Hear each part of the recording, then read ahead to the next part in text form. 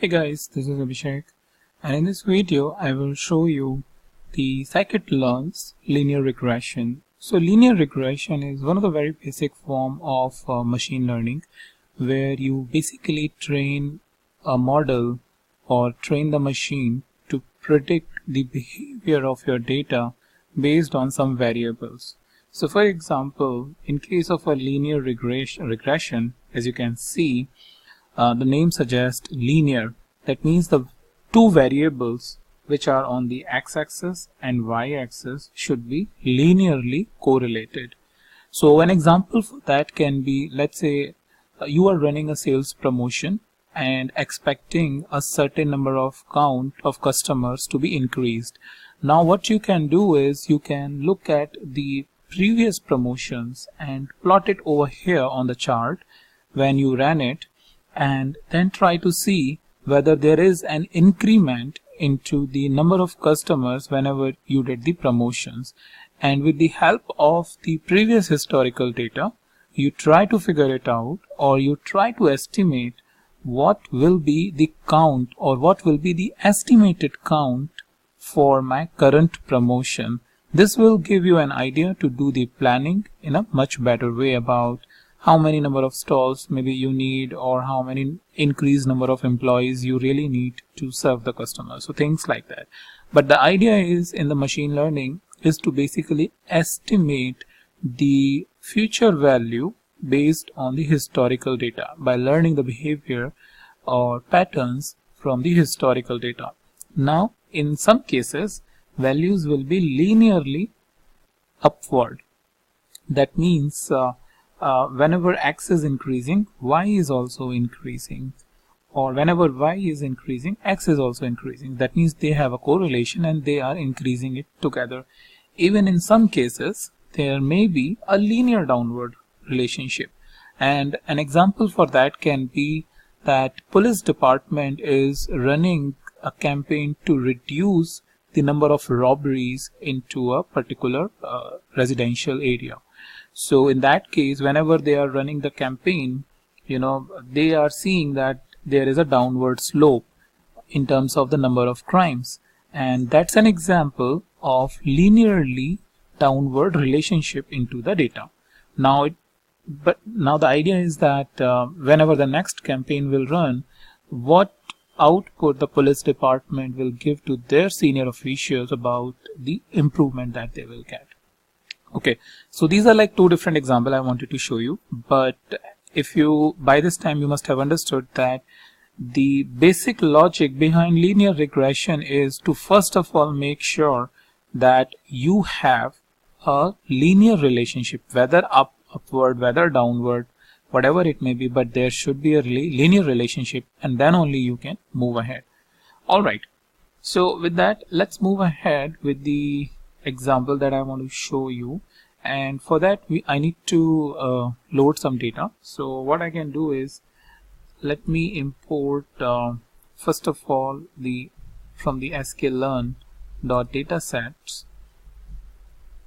I need to write from sklearn, and I will write, there are a couple of different data sets. As soon as I entered the load, there is Boston, breast cancer, diabetes, digits, and all of that. So what I'll do is I will just go ahead and load the Boston dataset, and I will import couple of others. Import NumPy library. I will show you why we need this. Import pandas as PD, and we will need to import matplotlib just to let's say create the histogram, because before running any linear regression model you sometimes want to understand the distribution of the data. Matplotlib as PLT, and let's import Seaborn library, which is again another data visualization library dependent on the matplotlib, to give us the linear fit, the line which you just saw over here, this line, with the help of just one function or one command as SMS. And to plot the labels, plots in line, we will say matplotlib %matplotlib inline. Okay, after importing these basics library, which I believe you will require in pretty much every case where you want to run the machine learning programs. So after this, what we can do is we can create one object which is Boston and initialize the load underscore Boston. Once we have this, what it has is couple of different variables. So for example, if I write Boston dot, so it has data, which basically is saying all the data points related to it.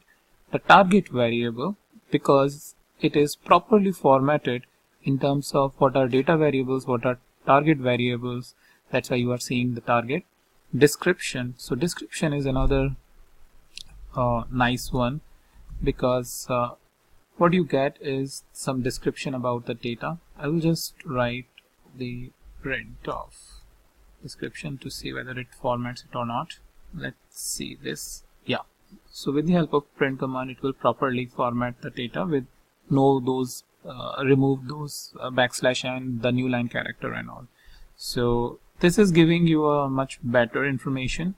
So dataset characteristics, the number of instances, that means the number of rows, number of attributes, basically the number of columns, the median value, 14th attribute, which if I will show you down there, is the median value of owner occupied home in thousands of dollars, and that's basically our target variable or the variable which we need to predict, as well as we call this the dependent variable, because this variable is dependent on all these different factors like age, proportion of owner occupied units built prior to 1940, or maybe tax, full value property tax rate per thousand, and maybe RM, which is average number of rooms per dwelling.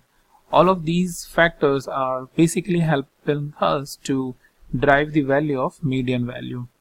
So whenever you are defining your problem statement, like in our case which I mentioned at the start, that you want to see the effect of campaign. Now how you will see the effect, then you need to decide what your target variable is, and in that case I mentioned that the number of customers that will be increasing when you are running the campaign. So that means the number of customers is basically in that case is the target variable. But in case of Boston dataset, the median value of owner occupied home in $1,000 is a target dataset, because the new home buyer will be looking for the expected value of a particular type of house by looking at its what the size of the house is, how many number of rooms that you have, and all of that information.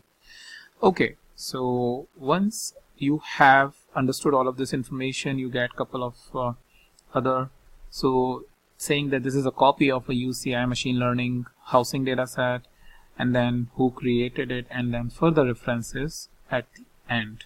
Now let's go ahead and try to visualize some of the data points. So first of all, what we have is the median value as our target variable. So let's go ahead and try to visualize and see its distribution. So what we can use is we can use the matplotlib library over here, which is plt, and go down here and say plt.hist. And what we can do is we can write Boston dot target. Okay, and then we can also specify the number of bins that we want. So let's specify bins. Let's say we want 30, for example. Matplotlib has no attribute as hist. Okay, all right. Let me check quickly over here the library. So what we need is matplotlib, but hist is basically part of pyplot. So I'll just execute that and run it again. So this you will get to know whenever you will experience it more again and again about the visualization libraries, and in the previous videos also I have shown you the different types of matplotlib pyplot libraries. So let's go ahead and execute that. Alright, so here is your target variable distribution, which seems a little bit left skewed over here. And apart from histogram, what we can do is, let's say if you want to remove these values, all of these data points, you can add semicolon, and now those values have been removed, and what you are seeing is just the histogram. Apart from that, what you can use is, let's say, X label. So the number of bins, maybe number of bins, and plt.y label, and this is basically count, right? So let's execute that, and what we get is count and number of bins. Now if you will show this information to your end user, it will not be very relevant for that person, because what they will not understand what that number of bins is and what the number of count is. So what basically count is representing is the number of houses that you have from these bars. Like over here, somewhere around 30. Over here, somewhere around 40, 54 or 55. So that's your y-axis is nothing but the number of houses. So instead of saying count, what you can say is number of houses, not the number of houses. Number of houses. And then the x-axis is basically your target. That means price in $1,000.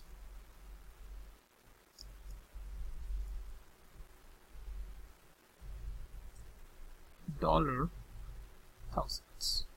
If I go ahead and execute it, I get the much better representation of my data with the number of houses and prices in thousands of dollars. So that's basically $10,000 to $20,000, $20,000 to $30,000, $30 to $40. So that's how you can make much more, sense from your data, because by looking at it, it seems like anywhere between 10 to 30 or anywhere between, let's say, 15 to 25 is where the maximum number of houses are in that price range, and very few when you are really going towards $30,000, $40,000 or $50,000.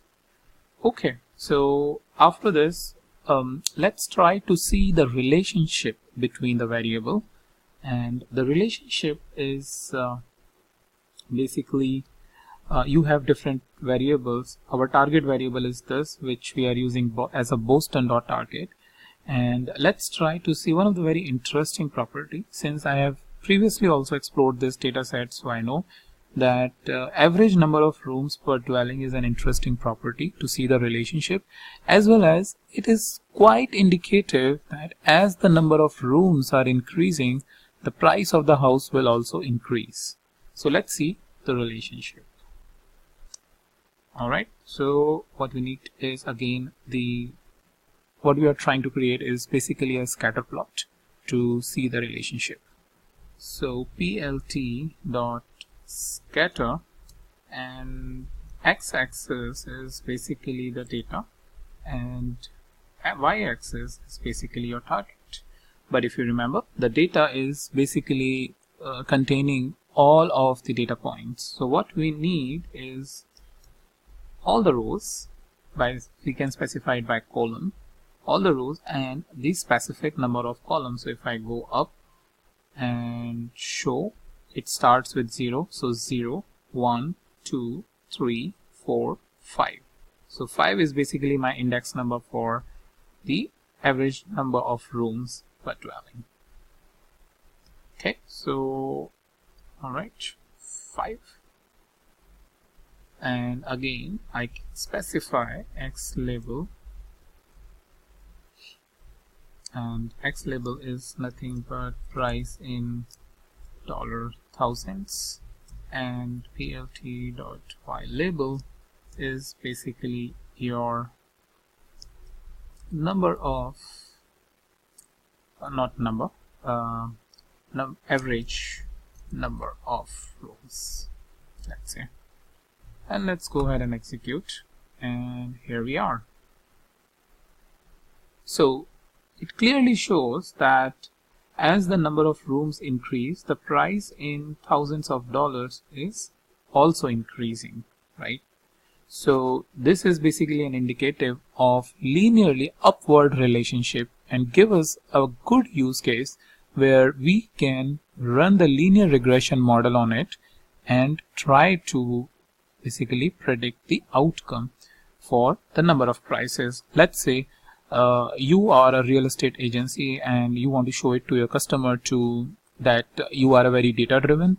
Then basically you can show these plots and specify that if you are going for, let's say, the number of rooms. So I see one issue, and the issue is basically I have just swapped the x and y axis, because x axis is basically the average number of rooms. This is the x axis, but I just changed it to y axis over here. So let me change that, Ctrl X, and put it over here, execute it again. Okay, now it's good, much more meaningful. I was a bit surprised why the number of rooms are going really up to 50.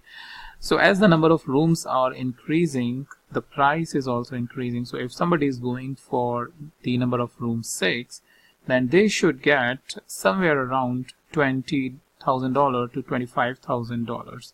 So in case of 7 rooms, you can figure it out what the average rate may be, and for the if the 8 or 9, whatever the room size is.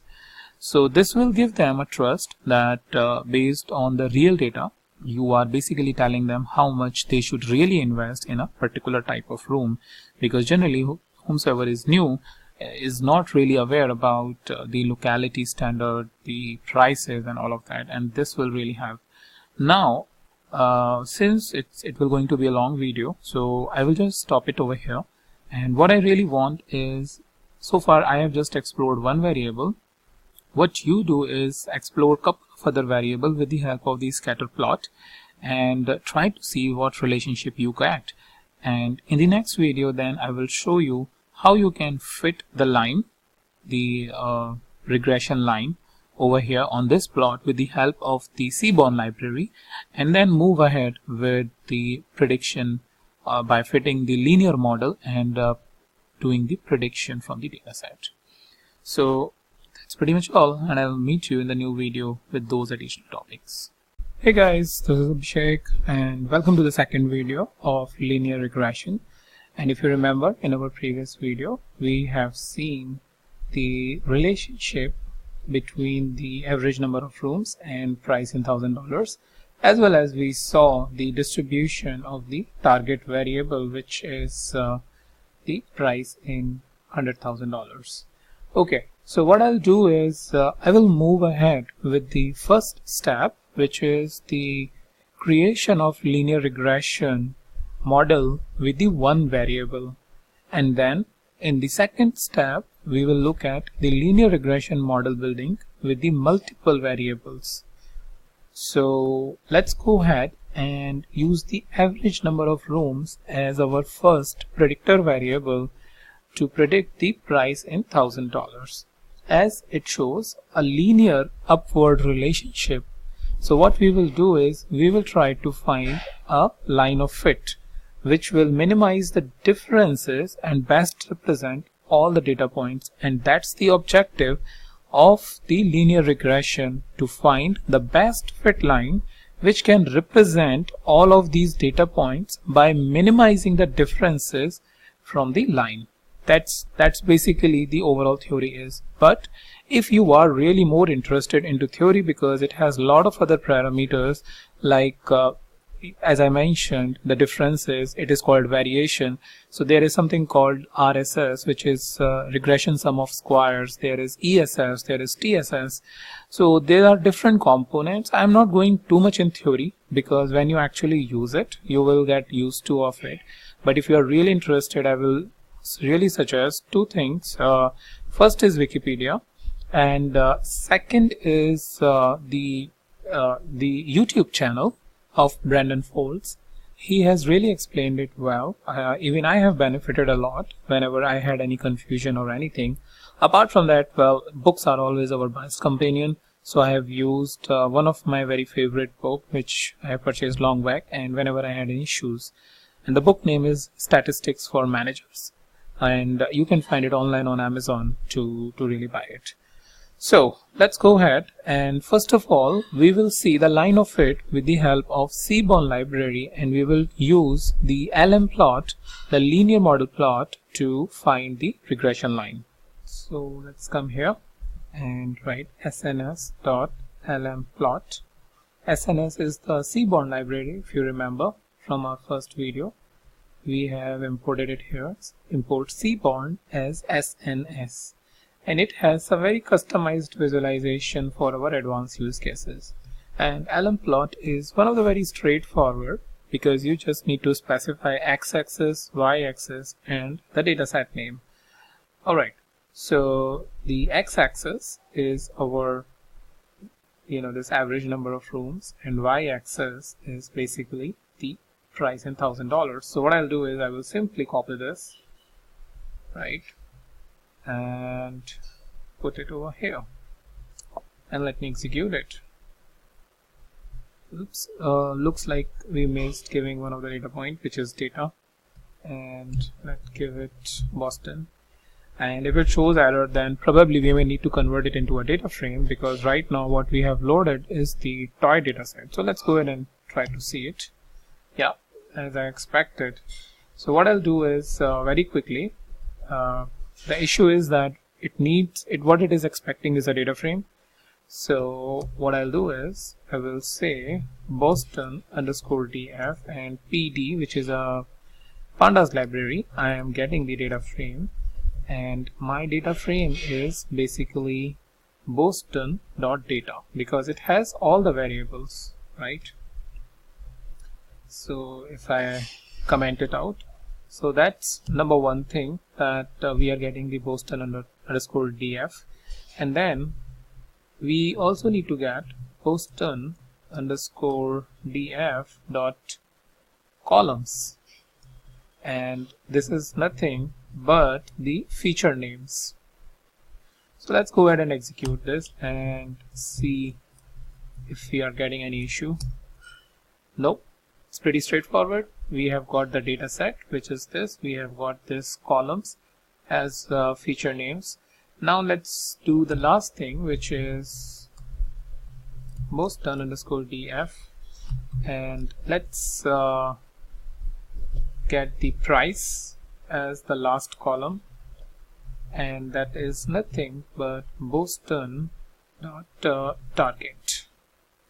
And let's see this. Now we have the price as well. That is a price in $1,000. Okay, so now we are good. What I'll do is I will just cut this so that I don't have to write it again. Paste it here. Remove this, and let's remove this piece and this piece over here. So our x-axis is RM, so I'll give RM.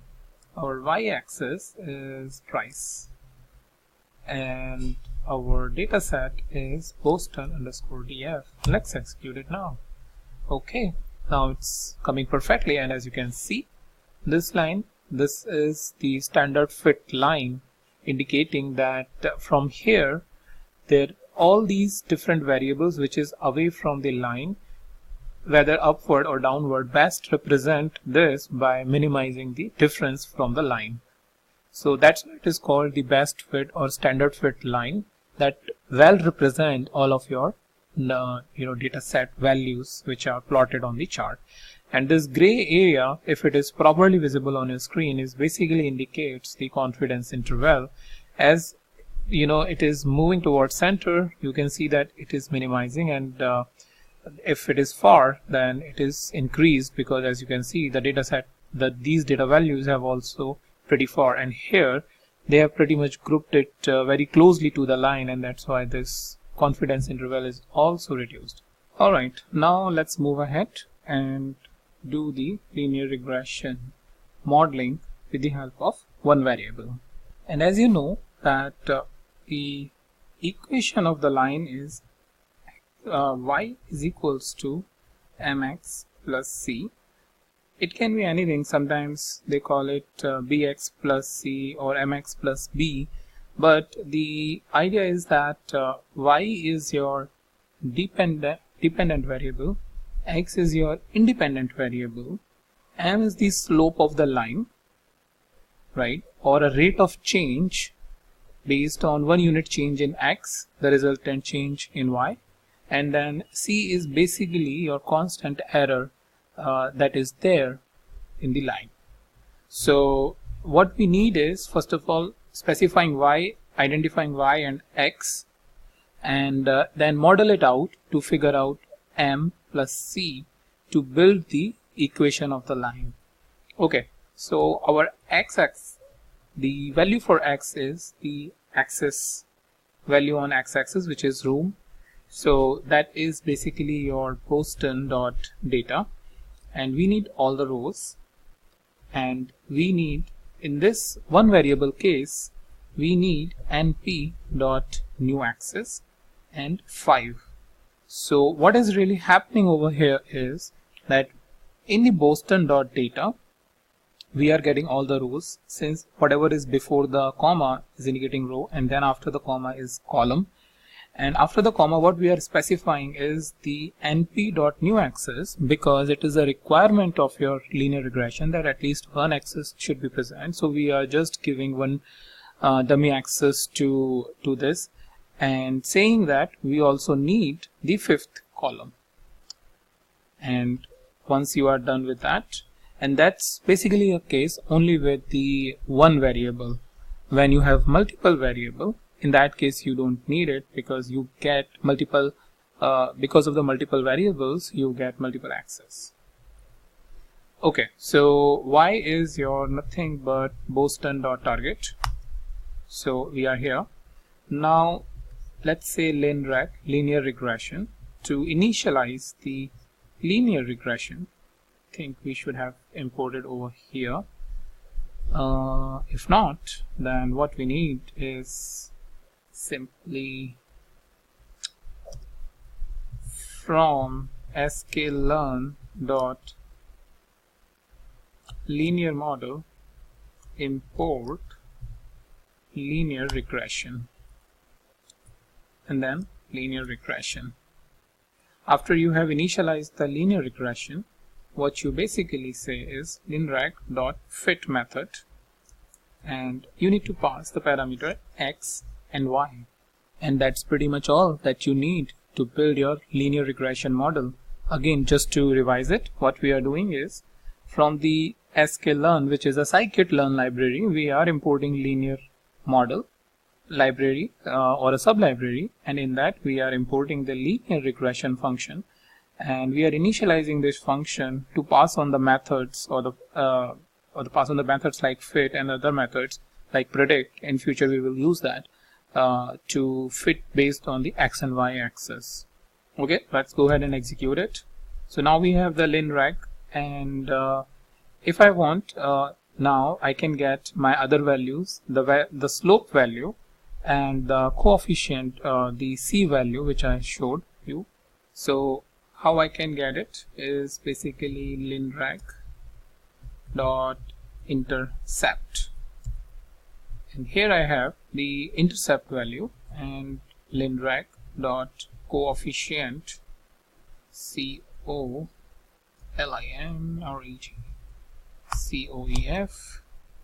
and that's my coefficient value. So this intercept basically represent the c part in that equation. So if you remember, y is equals to mx plus c. So we know what is x is, and we know what is y is, and we are trying to identify m, which is a slope, and here is the value for slope, and c is basically your intercept, and this is a negative value over here. So with this way you can create your line to identify. You can just provide the value of x, that means the number of rooms, and that number of rooms will be multiplied by this minus this one, because this is a negative value. So let's say if I'm saying I want to identify y in case of a 5 room house, So in that case, what I will write is 9.1. To predict that, I need to write 9.1 multiply with 5 rooms minus 34.67, and whatever will be the outcome will be the price of that house in the thousands of dollars. Okay, so it should be somewhere around $10,000. So based on that, so if I see that 9 multiplied by 5 is basically 45. 45 minus 34 is somewhere around 11, and if we see for 5 room, the values are roaming around somewhere around $10,000 or somewhere around that, and in the price in $1,000 axis. So this way you can basically say how you can write the equation with the help of intercept and coefficient, and then you can keep on changing the value of this. The only caveat I will give you based on my study and my understanding of linear regression, that in this case the rooms are starting from maybe let's say 2 or 3 and let's say going up till 9, and if you're trying to predict 12-room house or a 13-room house, that will not be right, because that has not been scoped into the equation. So you should always pass on the x value, the independent variable value, if it is part of your model, like 6, 7, 5, 8, to get the estimated price of the house by looking at just one factor, which is the number of rooms. And then there can be other factors like crime and locality ratings and things like that to really impact that. But right now we are just looking at the one simple factor, which is the number of rooms, and the number of rooms should be anywhere between in this case maybe 2 room to 9 room, right? So that's just a caveat. I wanted you to understand that if you are trying to predict it, if you are going out of the bounds of your x-axis, that will not be right. Okay, the last thing I will do is the use of predict method, and I will just pass the value, the testing value, now in this case 5 as a testing value. I don't know what happened here, 5, and that's what you are getting, the value 10. Similarly, if I want to predict now the 8 rooms value, this is 38. So you can just simply go ahead and pass on this model, and this way you can get the average or the estimated average price of your house that you are looking for. So this way you can basically gain a understanding looking at different variables, either single or multiple, about what should be the estimated price. And if you have a website or something like that, you can pass that equation to your website, which will then calculate it for your users, and you can gain the confidence of those users. So in this video I have shown you how you can use it for how you can create the linear model with the help of single variable, and in the next video I will show you how you can produce the model with the help of multiple variables. So stay tuned for that. Hey guys, welcome to Data Science Tutorials, and in this video I will show you how you can produce the multiple variable regression model. So if you remember from my previous video, I have shown you how you can produce the linear regression model with the help of one variable, which was number of rooms in dwelling. Now the case is that we want to advance our study and wants to look at multiple variables to produce the multivariate regression model, which basically takes into account more than one variable to predict the outcome. So in this case, price. And if you remember, the variables are basically this CRIM, which is per capita crime rate by town, ZN, proportion of residential land zoned for lots over 25,000 square feet, Indus, CAS, NOx, RM, age, DIS, all of these one, and finally MEDV is basically a median value of owner occupied home in thousands of dollars, which is nothing but our predictor variable. Okay, so first of all, when we want to look at the multiple variable, one straightforward case is that we are just going ahead and picking up all of the entire data set. So in this case, the Boston.data. If I go ahead and execute this, here it is showing in array form what are all the variable values are. So I think there are some 8 or 10 different variables which it is showing. Now let's say if you are interested in looking at only specific data, so what you can do is you can put a colon and then comma. So what it is indicating is all the rows, and after that what are all the columns we want. Let's say we want the first 2 columns, say for example. So we will write 0 to 2.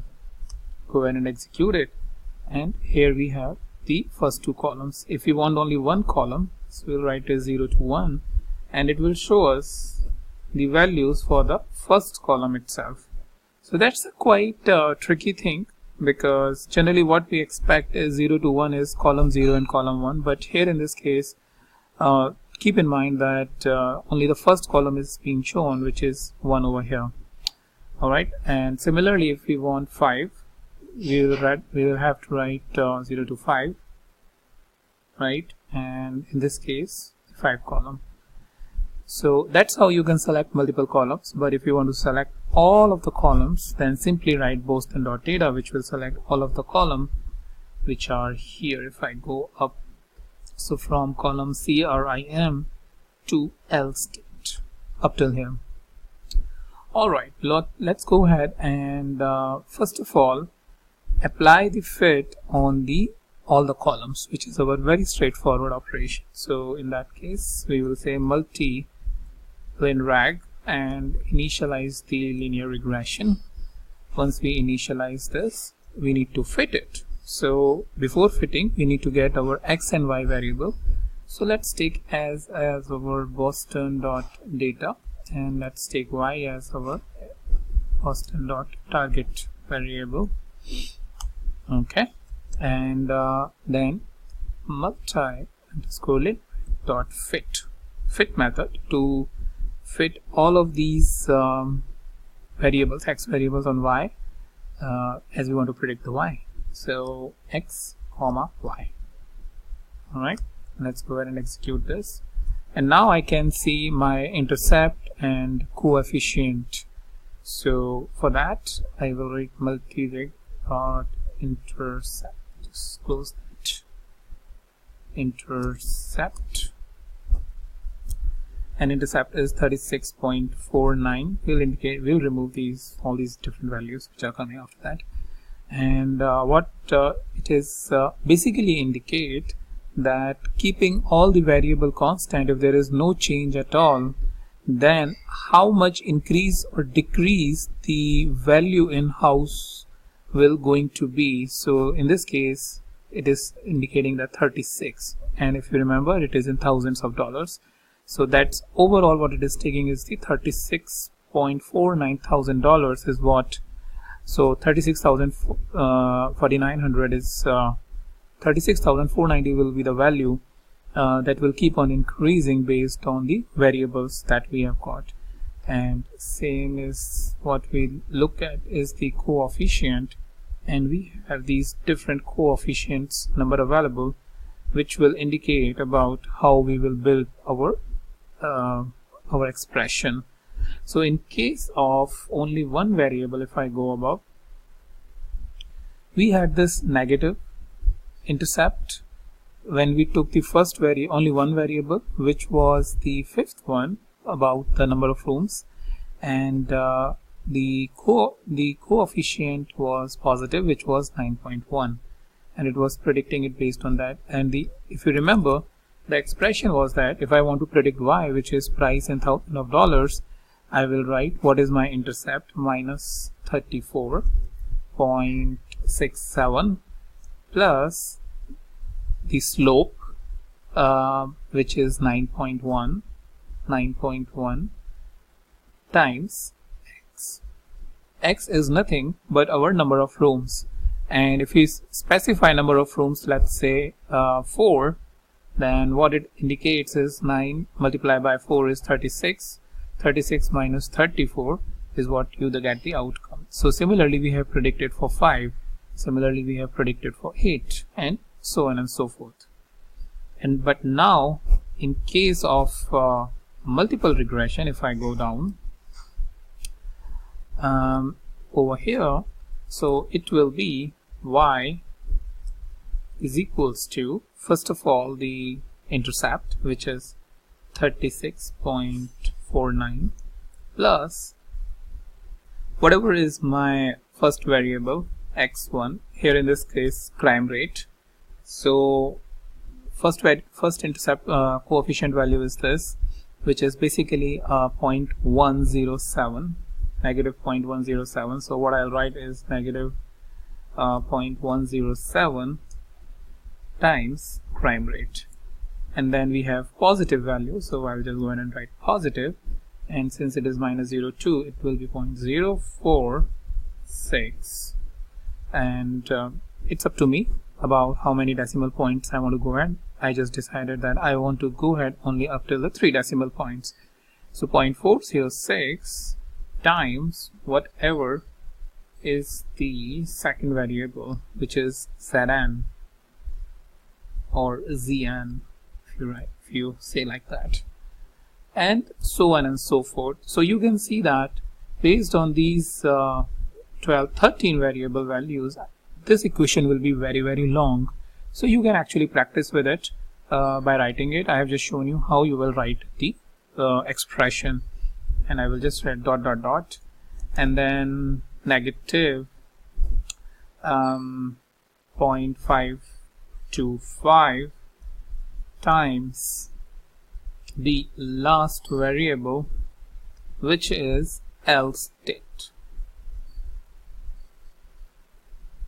If I go down here, alright, so I hope you got an idea about what I'm really doing, and that's how you will see that most of the statistical expressions are written whenever you are looking at the textbooks.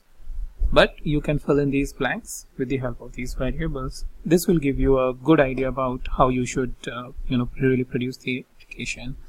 Now after that, the straightforward approach is to predict multi-reg dot coefficient values, based on the coefficient values. So the method you will use is basically the predict, and then you need to supply the different values of this. So for example, in the earlier predict method, we were using only one variable, which was the number of rooms, so we provided the one value, and now since we have multiple values, we will have to provide that. So I'm leaving it up to you about the different values which you want to provide, but I want to cover just one other thing is for the presentation perspective, you may want to document this information into some sort of a nice looking data frame. So what you can really do is basically you can say that within a data frame, I want to combine the feature names and the values which are here.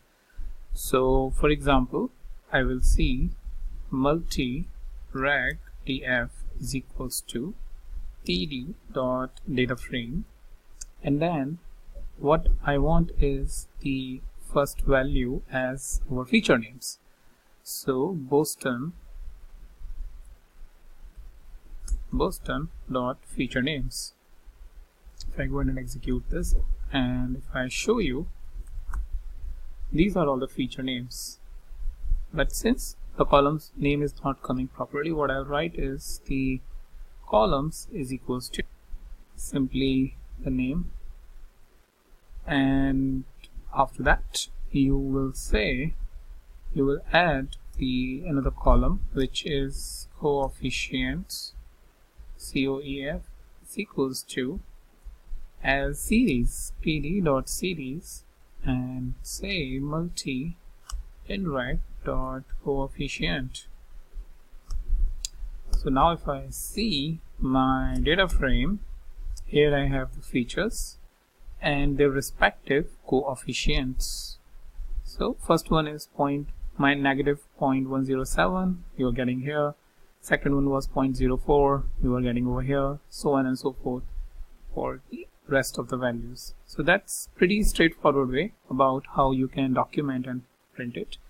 And then you can frame your basically expression or the equation and keep supplying the values, or you can use, as I mentioned, the predict value.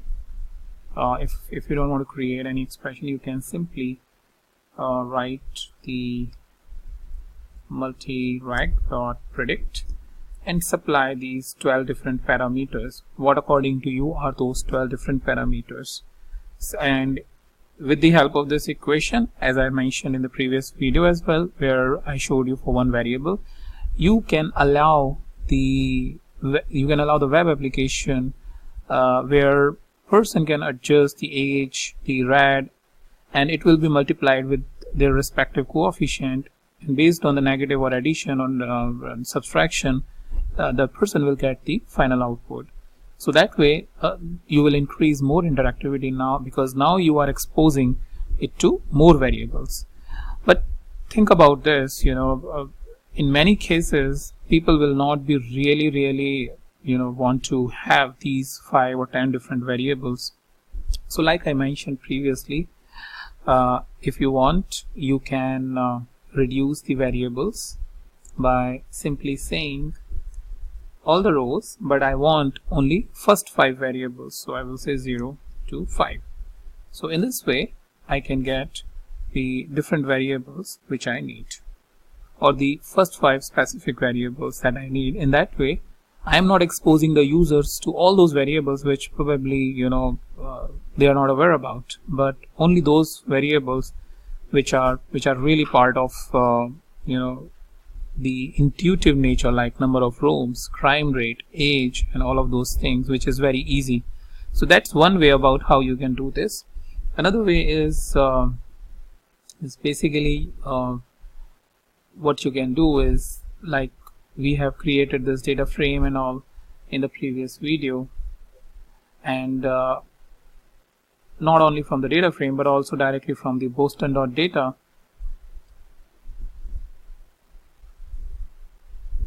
If I go down, I think I've come a lot of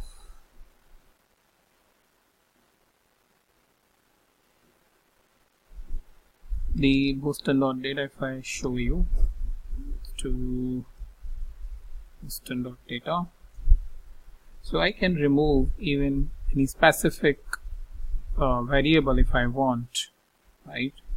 So this way you can basically make your data set concise. And if you are not sure about how you can really do that, I have shown various methods in my previous videos in the Pandas series, where we can convert it in a data frame and do it. Hi there, this is Abhishek, and in this video I will talk about how you can identify the issue of heteroscedasticity, which is basically a violation of one of the assumptions, homoscedasticity, in linear regression. I know the term sounds a bit long and daunting, but let me explain you in a very simple term so that you can understand it and easily relate it when it can occur. So let me go to here. On this, homoscedasticity is here and heteroscedasticity is here.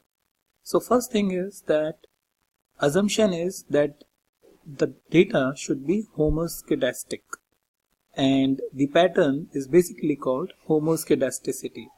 What it means is that for the residuals for a given predicted values, the variance between the residuals should be constant. If it is not constant, then it results in the violation of the assumption of homoscedastic data, which is called heteroscedastic. And in that case, you get kind of a fanning effect. If you see, when the predicted observations are becoming larger, the variance is also becoming larger for residuals. So homoscedasticity is an assumption that it should be present. When it gets violated, it turns into heteroscedasticity. When you see homoscedasticity, there is an equal variance in the residuals, but when you see the heteroscedasticity, then it's the increasing constant variance into the residuals for the given predicted values. Now, that's pretty much about the technical term. So, when it can happen in the real life. So, let's take an example of the traffic police and the traffic violator. And they collected the data for the different age groups and the bikes that they had. So what happens is that they observed when the biker was younger, like in this case, let's say the biker is 20 years old, they are seeing that there is a large, number of violations that is occurring. And when it is going towards the age of, let's say, 35 or 40 years, then in that case, in some cases, the violation is large, and in some cases, violation is less.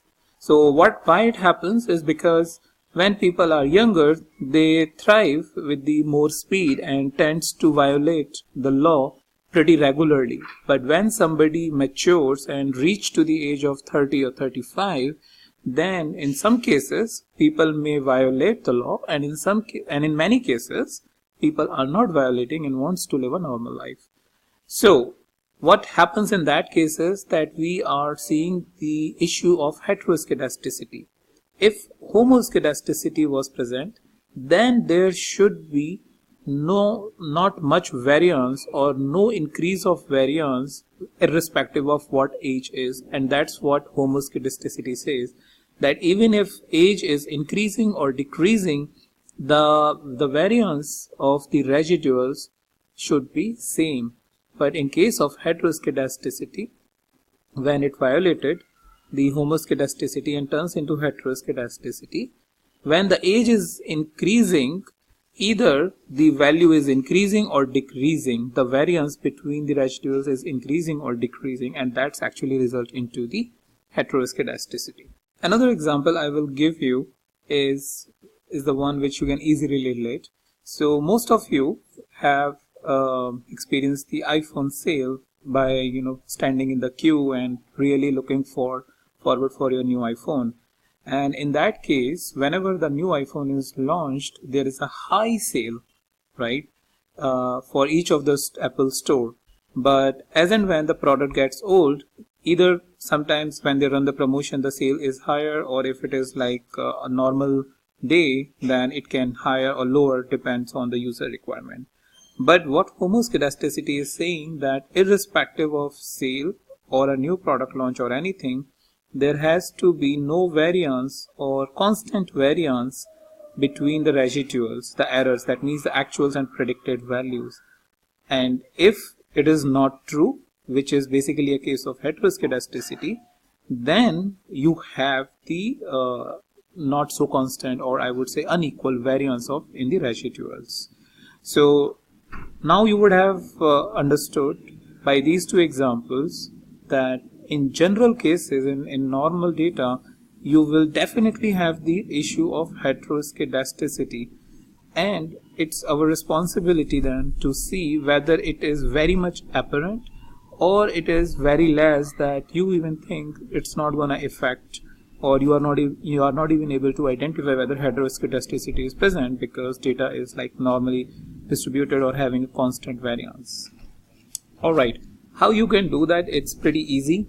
If I go back and show you, so as I mentioned, what we need to have is basically two values, the residual values. We need to plot the residual values against the predicted values and see if there is a constant increase or decrease variance, constant variance, or an increase or decrease variance. So what we can do is we can say plt.scatter, and we need to have x-axis as y_red, and another value is residual that we created in the earlier video. If you have not seen, I really recommend that you do see that, because we calculated all y_pred and residuals. And if I plot it and go down, So on the x-axis, you will see that you have the predicted values, and there you have the residuals. Residuals is nothing but observed minus predicted.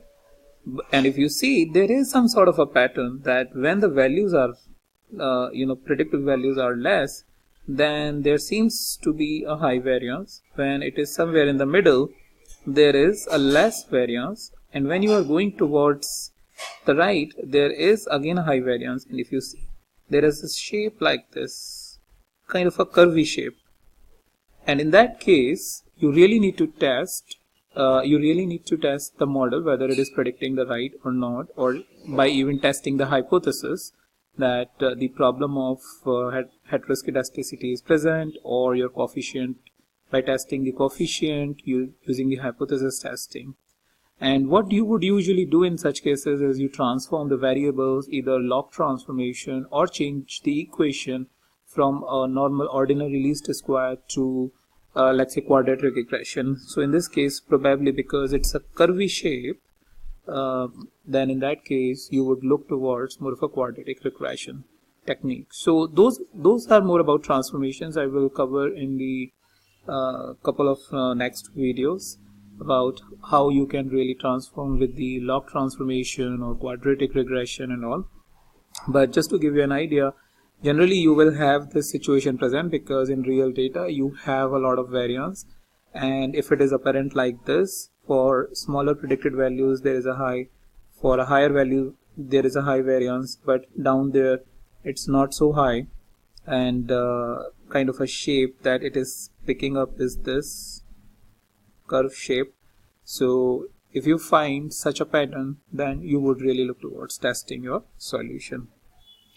Another thing is what you can do is for residual, for this prediction we have taken a lot of variables, right? If you see, if I go back,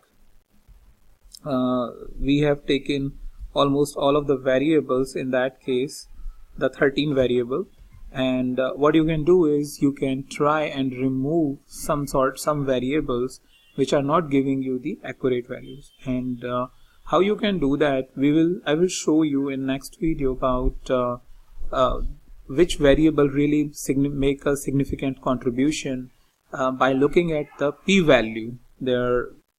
So p-value is basically an indication, a straightforward indication that whether some variable is making a significant contribution or not. If it is not, what we can do is we can simply remove it from our equation, and then do all these different testing, like we did mean squared error, we did the independence of error, normality of error, and then in this case we did homoscedasticity and heteroscedasticity assumptions checking.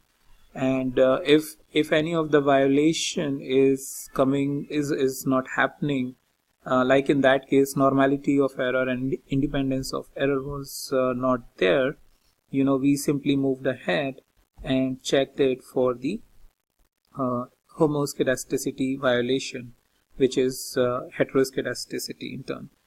So you can remove it and again test it for all these assumptions. So that's pretty much all I have for you in this video. I mainly wanted to give you the idea of homoscedasticity and heteroscedasticity. I found it little confusing in the start, but I did a lot of reading and figured it out in a very simple way with the help of traffic police example, as well as with the example of your Apple sales.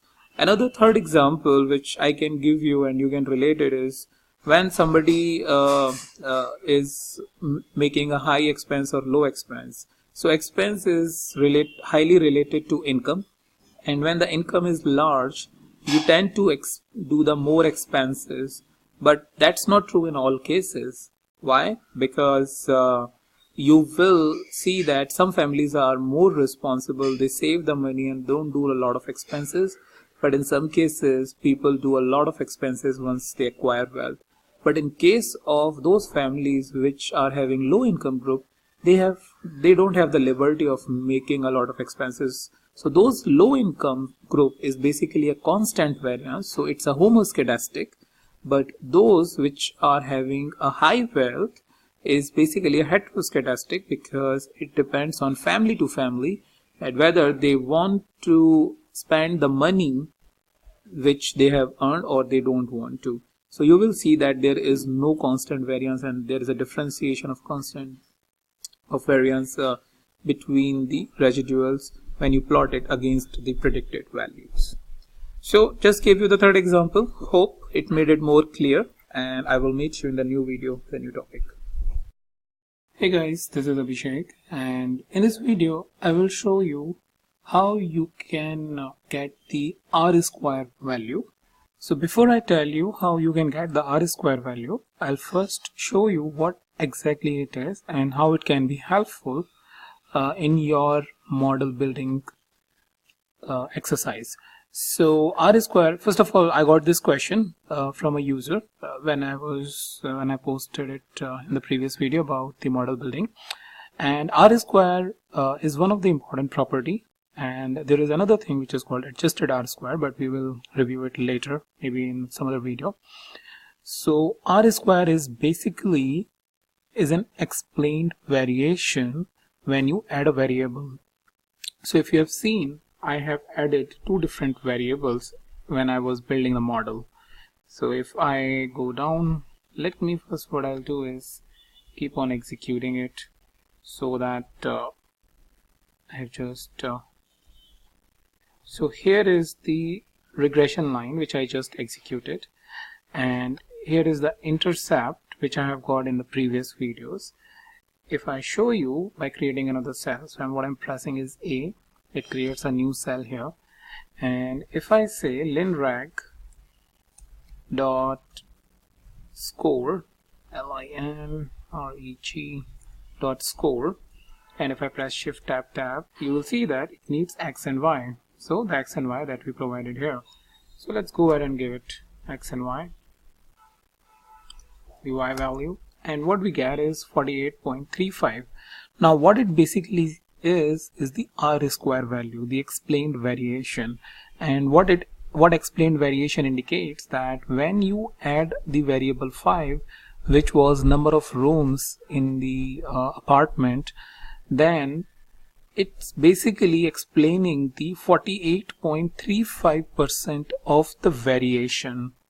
Generally, we look for the high value, somewhere around 80%, 85%. Even in some cases, it can go 95 or even 98%. But that creates another issue, which I will talk a little later. But the idea is that R-square is the explained variation when you add a variable. So we added a variable of number of rooms, and it has only explained the 48.35% of the variation in data.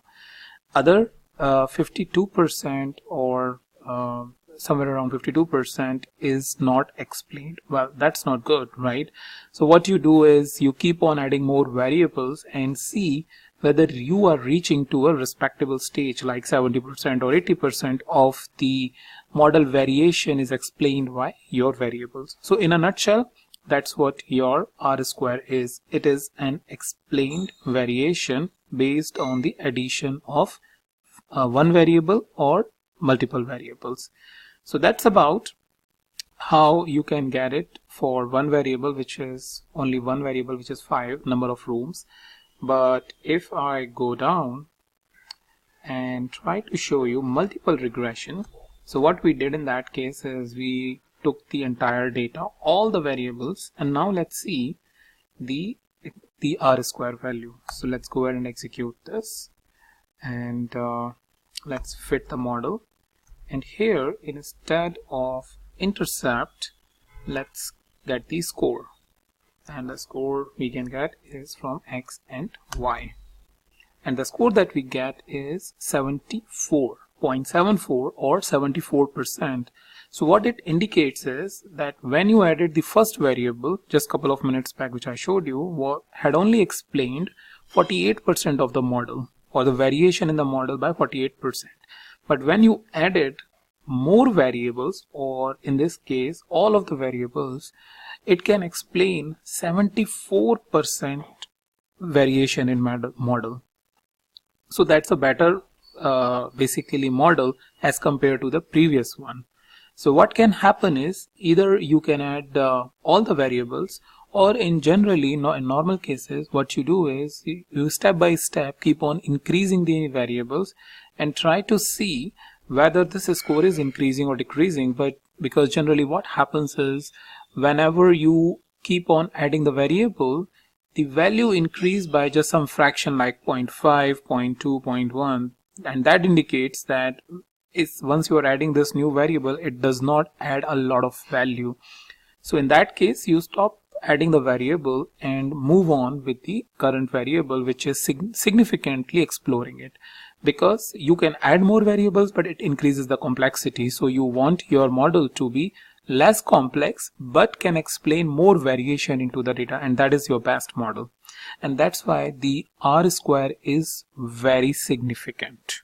So that's about how you can calculate the R square, as well as I hope I made it clear to you about what R square is and how you can really interpret its output. Hey guys, this is Abhishek, and in this video I will show you how you can achieve the linear regression or ordinary least square method with the help of the stat models package. So if you remember from my previous video, we have been working with the cancer data. So if I go up and just quickly show you, these are the different examples I had covered, and if I really go up here, you will see that from the stat models package, first of all we imported the statmodels.api as SM, and then from statmodels.datasets we imported the cancer dataset, and from the cancer dataset we use the load method to load the data. And then we basically use the xog and andog is to get the x and y values, as well as you have something called data method like cancer data to basically see its entire population. So what I'm gonna do now is come down here in the end and use the cancer data. So first of all, x variable, that means all the independent variable, and I will use cancer data dot, and to get all the x variables, the quick method is xog. So it has two methods, andog and xog. So you can just get an idea that if x is present here, then it's basically for the x values, and another method is to basically y values, andog. So that's how I remember it, and keep it in my mind when to use xog and when to use andog. So that's one. And then what I need is fit the model. So what I'm gonna do is write the model is equals to sm dot ols, so it's in caps, remember that, and you need to write y comma x in the method how the expression has been written. So if I go ahead and execute this, yeah, it just took a couple of seconds.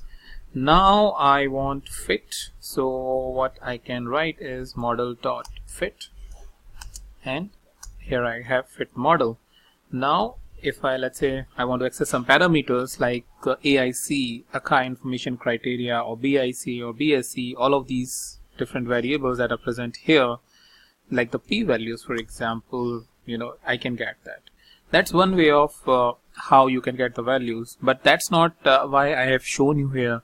The main reason to show you this particular method is to get the nice formatted summary. If you have ever used the SAS system, which is statistical analysis system, it always gives us a good formatted summary, which is really helpful to document the output. And I'll just show you how you can get it over here with the help of just one simple method. So fit dot summary. Yeah, I need to surround it by these methods, the parenthesis.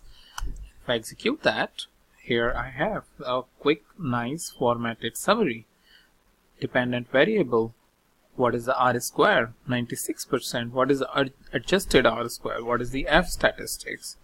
What is the method that we have used? Number of observations, residuals, AIC and BIC values. And then down here we have just one variable, which is a population. Then what is the coefficient?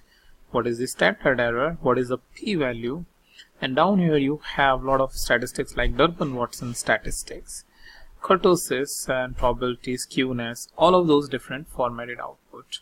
So that's basically the best part about the stat models, to get this formatted summary and get more meaningful information if you want to document there.